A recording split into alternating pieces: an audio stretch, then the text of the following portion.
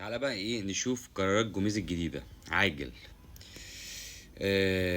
رقم واحد: التأخير عن يوم المباراة ومغادرة الفريق الأول سيكلف اللاعب 50,000 جنيه. التأخير عن حصة التدريبات بدون إذن ستكلف 50,000 جنيه، وكل 10 دقايق تأخير زيادة ستضاعف 10,000 جنيه. التأخير عن صالة الألعاب الرياضية للتنشيط وحمل الأثقال والجري سيكلف 20,000 جنيه. التأخير عن اجتماعات الفريق الذي يشدد عليها المدرب قبل يوم ويقول غدا اجتماع مهم ويتأخر لاعب عنها ستؤدي غرامة 70,000 جنيه.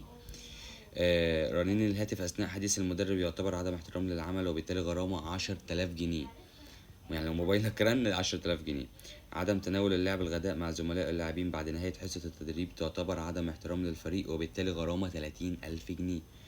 سيخضع كل لاعب لاختبار شهري لتحديد نسبة الدهون بجسم كل لاعب، وكل لاعب يتجاوز معدل الدهون في جسمه النسبة المتفق عليها بين المعد البدني واللاعب سيتعرض لغرامة 100,000 جنيه. في حالة نهاية التدريبات أو نهاية المباراة ترك اللاعب أحذيته أو ملابسه بدون ترتيب أو أبلغ أحد الموظفين النادي عن ذلك فسيعرض لغرامة 10,000 جنيه. ده بيعلمهم الأدب.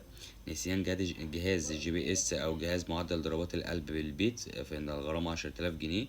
جوميز طبعا كل اللي أنا قلته ده هبد. ليه هبد؟ لأن كل اللي أنا قلته ده بتاع مدرب برشلونة.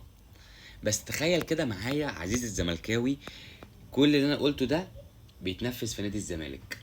ايه اللي هيحصل؟ يعني اسرح بخيالك ايه اللي هيحصل للعيبه وللتيم والفريق هيبقى فين لو مشوا بدول، لو كل اللي انا قلته ده جوميز فعلا طبقه في الزمالك.